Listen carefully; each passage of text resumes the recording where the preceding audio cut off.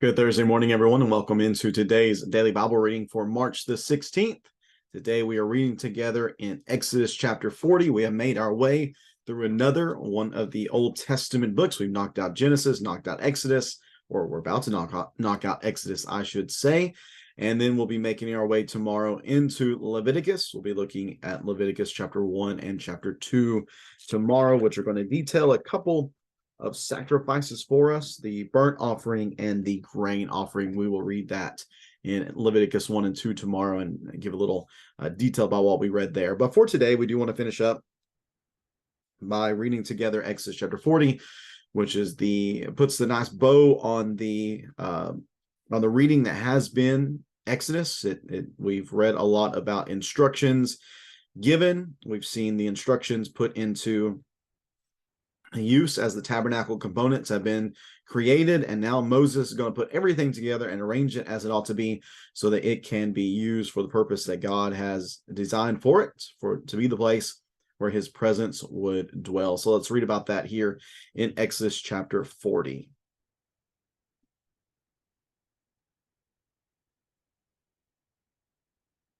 Exodus chapter 40 and verse number 1. Yahweh spoke to Moses, "You are to set up the tabernacle, the tent of meeting, on the first day of the first month.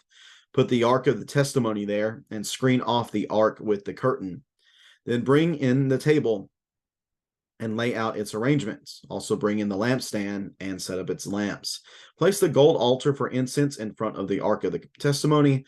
Put up the screen for the entrance to the tabernacle. Position the altar of burnt offering in front of the entrance to the tabernacle, the tent of meeting.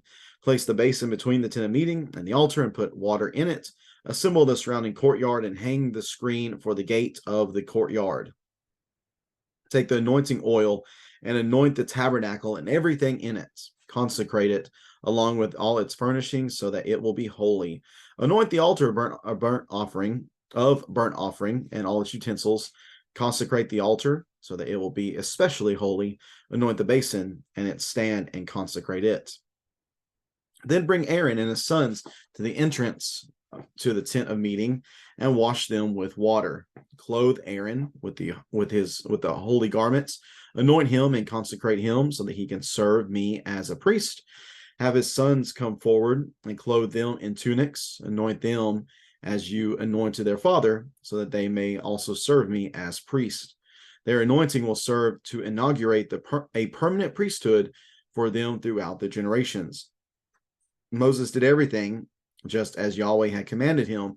The tabernacle was set up in the first month of the second year.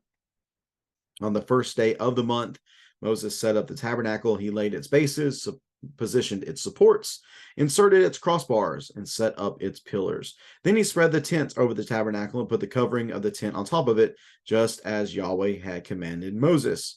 Moses took the testimony and placed it in the ark and attached the poles to the ark. He set the mercy seats on top of the ark. He brought the ark into the tabernacle, put up the curtain on the screen, and screened off the ark of the testimony, just as Yahweh had commanded him. Moses placed the table in the tent of meeting on the north side of the tabernacle outside the curtain. He arranged the bread on it and before Yahweh, just as Yahweh had commanded him. He put the lampstand in the tent of meeting opposite the table on the south side of the tabernacle and sent the lamps before Yahweh, just as Yahweh had commanded him. Moses installed the gold altar in the tent of meeting in front of the curtain and burned fragrant incense on it, just as Yahweh had commanded him. He put up the screen at the entrance to the tabernacle. He placed the altar of burnt offering at the entrance to the tabernacle, the tent of meeting, and offered the burnt offering and the grain offering on it, just as Yahweh had commanded him. He set the basin between the tent of the meeting and the altar and put water in it for washing. Moses, Aaron, and his sons washed their hands and feet from it. They washed whenever they came into the tent of meeting and approached the altar, just as Yahweh had commanded Moses. Next, Moses set up the surrounding courtyard for the tabernacle and the altar and hung a screen for the gate of the courtyard. So Moses finished the work. The cloud covered the tent of meeting, and the glory of Yahweh filled the tabernacle. Moses was unable to enter the tent of meeting because the cloud rested on it, and the glory of Yahweh filled the tabernacle. The Israelites set out whenever the cloud was taken up from the tabernacle throughout all the stages of their journey. If the cloud was not taken up, they did not set out until the day it was taken up. For the cloud of Yahweh was over the tabernacle by day, and there was a fire inside the cloud by night, visible to the entire house of Israel throughout all the stages of the journey, or of their journey. And that concludes the book of Exodus chapter 40. All right, so Exodus chapter 40 begins the first 11 verses with a final telling of Yahweh to Moses of what needs to be done. You need to set up, you need to put stuff in their place, you need to screen off, bring in, lay out, place, put up, position, place, assemble, hang, take, anoint, consecrate, and consecrate. Those are basically all the verbs that Moses is told he needs to do. Many instructions for him to take care of. Verses 12 through 15 talk about the anointing process for the priest.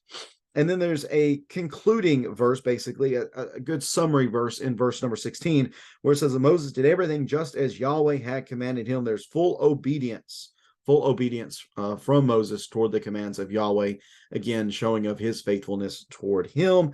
And then in verse 17, we get a timestamp that the tabernacle was set up in the first month of the second year on the first day of the month. So Israel has been out of Egypt for exactly 1 year.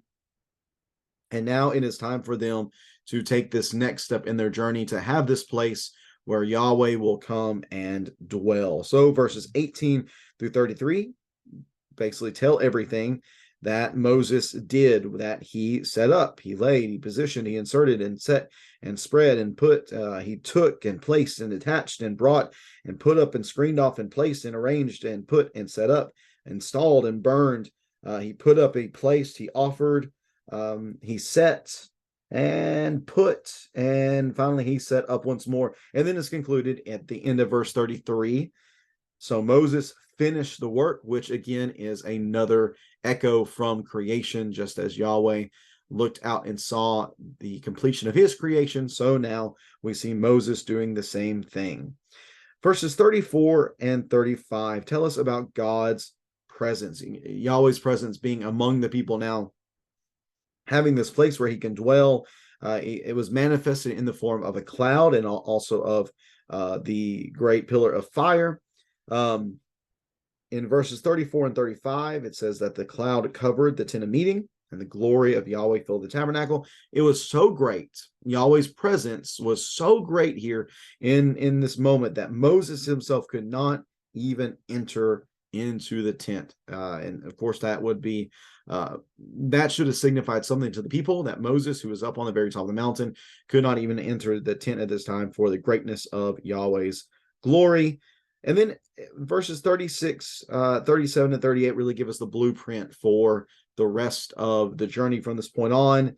That this is the start of the relentless pursuit that the people are going to have of Canaan. But this was not just a relentless pursuit whenever they would go out on their own, but it was God who directed this. When he went, they went. When he stopped, they stopped. And that's going to be their key for success. If they will do as Yahweh says, then they will find success. And also from Yahweh's perspective, he made a promise to Abraham, and Exodus shows us that there's nothing that's going to stop him from fulfilling that promise to Abraham. And that's really the great, I think, underlying theme of Exodus is God's getting stuff done. And he's getting stuff done with partnerships with others. He's going to use Moses. He's going to use the people. He's going to use Aaron. He's going to use Pharaoh. And he's going to use them to accomplish his glory. And that's the great thing that we've seen here through Exodus. I know Exodus can be exciting at times for the Exodus story itself with the plagues and the Red Sea and such. And then maybe there's some lower points where it's not as exciting of a reading through these final chapters, but they have purpose. They have purpose as a part of God's plan. I'm really thankful that you've read along with me over the last, I don't know, I think maybe 35 or so days, about 5 weeks we've read through Exodus, because we've had a couple of double up chapters. I really appreciate you reading along, and I hope it's been very beneficial to you. If you've never read through Exodus before as a whole, you can say that you have now. And if you have read before, then hopefully you have an even better grasp than you might have had previously. I'm excited about getting into Leviticus. Yes, I mean that seriously. I'm excited about reading through Leviticus. doing some good work, reading through the text and breaking down a bit of what is said there. And I hope that it'll be beneficial to all of us. And I hope that you'll tune in again tomorrow as we read together, beginning in Leviticus, looking at Leviticus chapter 1 and Leviticus chapter 2. I'd be remiss if I didn't wish my brother-in-law, Zach, a very happy birthday today. The big 2-2 for him. Really love Zach and appreciate him and appreciate the role he plays within our church family. A lot of March birthdays, and I hope that all the March babies have had good birthdays so far and will continue to have such throughout the rest of this month. Again, thanks so much for tuning in today. Hope I'll see you again tomorrow. Take care and God bless.